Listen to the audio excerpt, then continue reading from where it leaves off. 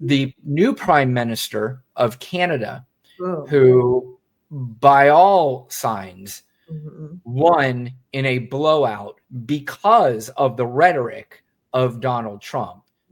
It is my understanding that there was a possibility the other gentleman that lined more with Donald Trump could have won had Donald Trump just kept his mouth shut. But he went full on against Canada, and Canada turned on their Canadian pride. See, they did the right thing when they heard rhetoric and ridiculousness and things that just do not fly with them. And they're like, oh no, if this is the guy that aligns with the guy who says we're going to become the 51st state, and they're calling Justin Trudeau the governor instead of being respectful like every other American president had been, then we are going to make sure that he does not get in. And the prime minister called Donald Trump and said, I want to come see you. And sure enough, he did. And here was part of the meeting today. The first part is Donald Trump rambling on like an idiot, where this poor guy has to sit next to him with the, oh my God, I can't fucking believe this guy is president look on his face. But let's listen to Donald Trump first, and then we will listen to the new PM of Canada.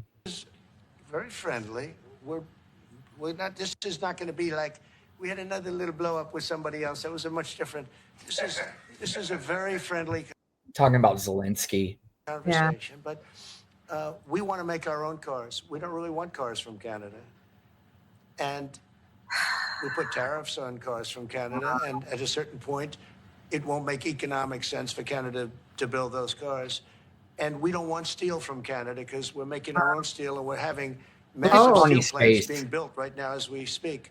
We really don't want Canadian steel, and we don't want Canadian aluminum and various other things, because we want to be able to do it ourselves. And we, because of, past thinking of people, we have a tremendous deficit with Canada. In other words, they have a surplus with us.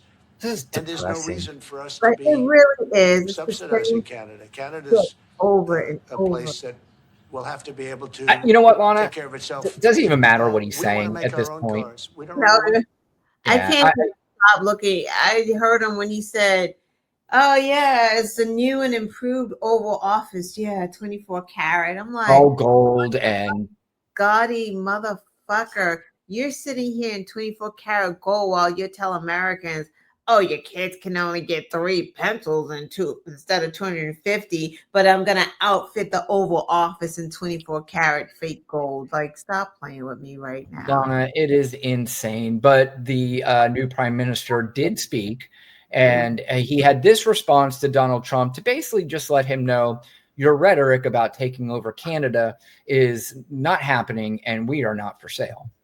As you know from real estate, there are some places that are never for sale. That's true. We're sitting in one right now, Buckingham Palace that you visited as well. That's true. And having met with the owners of Canada over the course of the campaign last several months, it's not for sale, won't be for sale ever. But the opportunity is in the partnership and what we can build together. We have done that in the past. And part of that, as the president just said, is with respect to our own security.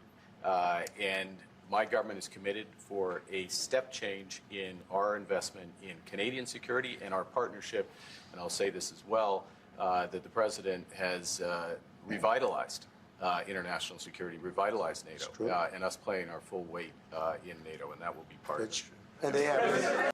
Everything's all psychology with this idiot, Lana, is you have to show a little bit of praise, because even though you got to swallow your pride a little bit and say, I know this guy's a moron, I know how we can get into his brain. Trump is not talking all badass when this guy is in a room with him one-on-one, because he knows he's not smarter than this guy. He knows he doesn't even know what he's saying when he's talking to a real leader.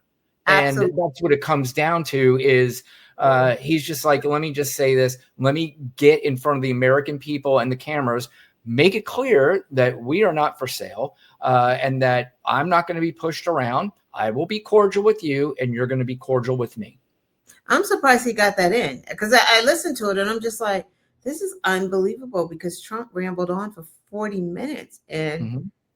Prime Minister didn't get to say anything. It's almost like it was planned. And it probably was because remember, normally they speak after the meeting. Right. This is before the meeting. Like Right. Trump spoke for 40 minutes before the meeting about everything in the economy and the eggs and how bad Biden, like all of this shit that had nothing to do with what was happening right here. Then he said the Houthis just called and said that they gave up and they're not going to be bombing anymore. Wait, who said that, Mr. President? I don't know. I just heard it. It's just like, what Lana, what did I tell you? You are the queen of segues. We might as well run this absurd clip where, again, the I don't know show continues. This is hilarious because he didn't even plan this. No, it's not a deal. They've said, please don't bomb us anymore, and we're not going to attack your ships. And where did you hear about that? It doesn't matter where I hear the very Nah. good source. I could tell. Very, very good source. Would you say Marco? I would say pretty good, right, JD? A very good source.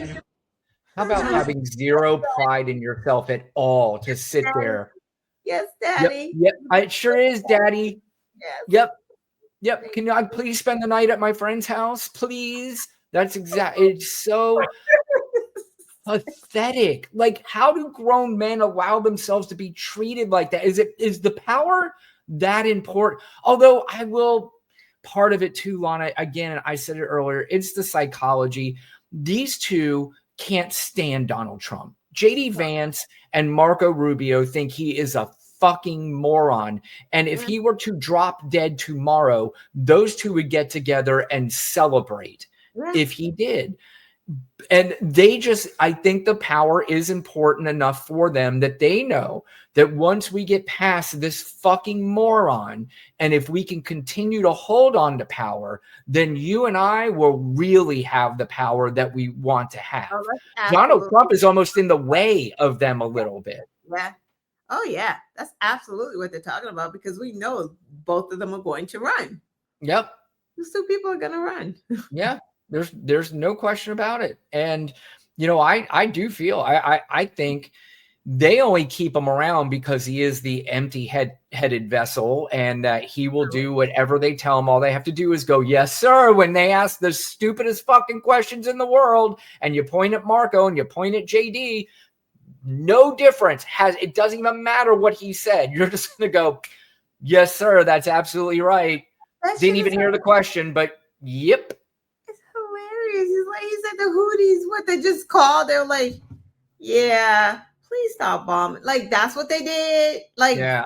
Yeah. and then you believe that that's what they're going to do. Like, what are we talking? He's like the worst The president same- on the planet. Like, what the fuck is that? Same guy, Lana, that said on True Social, he's working out the kinks on the Ukraine-Russian war by saying, Vladimir, please stop.